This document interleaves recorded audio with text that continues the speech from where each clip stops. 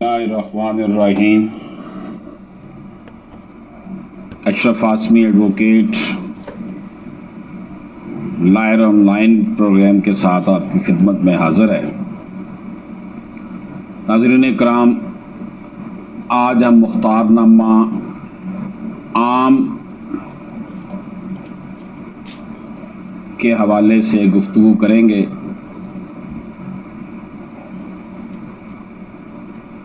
अगर कोई शख्स खुद कोई कानूनी काम ना कर सकता हो तो इस काम को करवाने का अख्तियार किसी और को दे सकता है।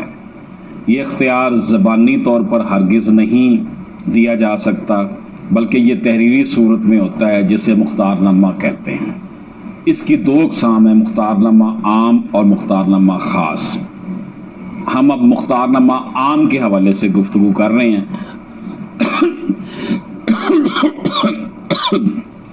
मुख्तारनामा ख़ास के हवाले से हम अलग वीडियो में बात करेंगे। मुख्तारनामा आम वो होता है जिसके ज़रिए मुख्तार अख्तियार देने वाले की तरफ से एक से ज़्यादा काम सरअंजाम दिया जा सकता है। ऐसी सूरत में मुख्तार का हर अमल मुख्तार कुनिंदा पर लागू होता है। मुख्तारनामा आम की बुनियाद पर मुख्तार हर जगह नुमाइंदगी कर सकता है। यानी जैसे आपने power of attorney, general power of attorney दे दी है,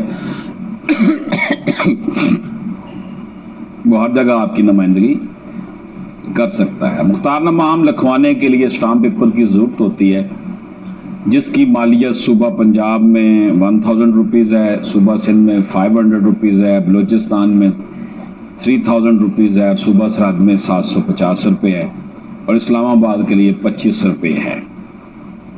इसके अलावा इसके ऊपर 4 रुपये का नोटरी टिकट लगाना भी ज़रूरी होता है। कौन शख्स जो है वो मुख्तारनामा जारी कर सकता है? हम आम की बात कर रहे हैं। हर वो पाकिस्तानी शहरी जो आकल, बालग और कानून के मुताबिक मुआहदा करने का अख्तियार रखता है, वो मुख्तारनामा आम जारी कर सकता है। जो शख्स एग्रीमेंट कर सकता है, सिर्फ वही मुख्तारनामा आम दे सकता है। फातरुल अकल, मेंटल जिसे हम कहते हैं, ज़हनी तौर पर दुरुस्त ना हो, या माइनर जो है, वो एलिजिबल नहीं है जनरल पावर ऑफ अटॉर्नी देने का।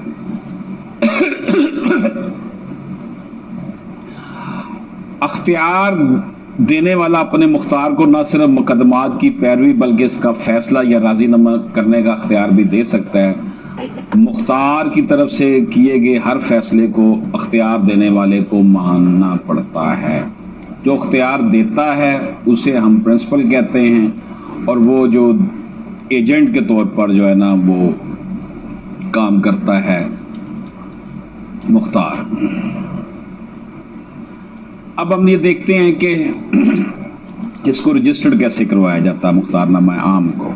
मुख्तारनामा की तहरीर हर सूबे में पाकिस्तान में मुख्तलिफ कीमत के स्टाम्प पर लिखी जाती है। अगर जायदाद की फ़रोख्त का अख्तियार भी किसी को दिया जाए तो ये जनरल पावर ऑफ अटॉर्नी में ऐसा ही होता है। तो इस बयान को स्टाम्प पेपर पर लिख कर रजिस्ट्रार के पास रजिस्टर करवा दिया जाता है। जनरल पावर ऑफ अटॉर्नी में सेल परचेज का अख्तियार आप किसी को दे देते हैं कि वो आपकी जगह आपकी प्रॉपर्टी बेच सकता है, किराए पे दे सकता है, जो भी। अब यहाँ पर बात यह है कि जो आपने उसे जनरल पावर ऑफ अटॉर्नी दिया है, उसको आपने रजिस्ट्रार के पास, जहाँ पे रजिस्ट्रियाँ, इसकी कोई भी डॉक्यूमेंट रजिस्टर्ड होता है, आमतौर पर लोगों के जहन में यही होता है कि जहाँ पे हम प्रॉपर्टी की रजिस्टर कराते हैं, ये डॉक्यूमेंट भी रजिस्टर्ड वहीं से होता है, रजिस्ट्रार के पास। तो वो रजिस्ट्रार जो है वहाँ पर उसको स्पेसिफिक लिखा जाता है, जी फलां प्रॉपर्टी है जिसका इसे मैं मुख्तार आम बना रहा हूँ, और उस मुख्तार आम के हवाले से उस प्रॉपर्टी की तफसील दी जाती है और उसको फिर रजिस्टर्ड करवाया जाता है। इसकी अहमियत यही हो जाती है। बल्कि अगर वो प्रॉपर्टी जहाँ से, मसलन अगर एलडीए की प्रॉपर्टी है तो एलडीए में उस फाइल में जमा करवा दिया जाता है मुख्तार आम जाकर के, जनाब इस प्रॉपर्टी को बेचने का, इसकी देखभाल करने का मैंने इसको अख्तियार दे दिया है। अगर वो प्रॉपर्टी किसी सोसाइटी में है तो सोसाइटी के ऑफिस में जाकर दे दिया जाता है। मुख्तारनामा जो है ज़ाहिर है वो रजिस्टर्ड हो जाता है तो उसकी तस्दीक जो है वो रजिस्ट्रेशन के वक्त हो जाती है। अख्तियार देने वाला अपने मुख्तार के फौजदारी जुर्म का जिम्मेदार नहीं होता। अगर मुख्तार किसी कार्रवाई के दौरान बददियानती से काम ले तो इसके खिलाफ तजीज़ात पाकिस्तान की दफ़ा 409 के तहत मुकदमा चलाया जा सकता है और इसे सज़ा दी जा सकती है। अगर मुख्तारनामा में दिए गए अमूर को अंजाम देते हुए किसी तीसरे फरीक को नुकसान हो जाए तो अख्तियार देने वाला इसका जिम्मेदार होगा, लेकिन इसके लिए ज़रूरी है कि ऐसा काम करने की मुख्तारनामा में इजाज़त दी गई हो। एक थर्ड पर्सन को नुकसान हो जाता है तो उसका ज़िम्मेदार जिसने अख्तियार दिया था वही होगा, लेकिन अगर उसने अख्तियार वाकई दिया था तो तब होगा, वरना फिर जिसके एक्ट की वजह से हुआ ही विल बी लायबल। मुख्तारनामा की मियाद कितनी होती है जी? जिस मकसद के लिए मुख्तारनामा जारी किया गया हो इसके मुकम्मल होने पर यह मुख्तारनामा ख़त्म हो जाता है। अगर मुख्तारनामा एक से ज़्यादा लोगों के नाम हो तो एक की वफ़ात की सूरत में दूसरा इसे इस्तेमाल नहीं कर सकता। मुख्तारनामा चाहे आम हो या ख़ास, अख्तियार देने वाला जब चाहे अपनी मर्ज़ी से इसे मनसूख कर सकता है। ऐसी सूरत में रजिस्ट्रार के पास इस मुख्तारनामा की मनसूखी दर्ज कराई जाएगी और साथ ही अखबार में मनसूखी का इश्तिहार देना भी ज़रूरी है। अगर अख्तियार देने वाले की मौत वाक़या हो जाए तो भी मुख्तारनामा मनसूख हो जाता है। जिसे मुख्तारनामा दिया अगर वो फौत हो गया है तब भी ये कैंसिल हो जाएगा मुख्तारनामा, और जो दे रहा है अगर वो फौत हो जाता तब भी मुख्तारनामा आम कैंसिल हो जाएगा।